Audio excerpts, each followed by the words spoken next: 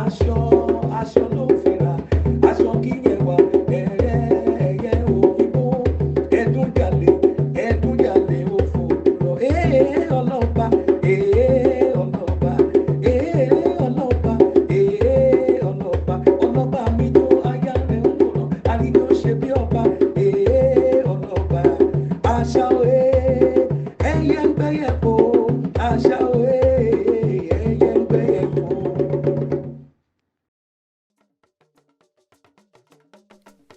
No matter the changes in times, eras, and seasons, we remain valiant. Full of beauty and strength that cannot be erased, we are unique, radiant, and excellent. We are more than just a race.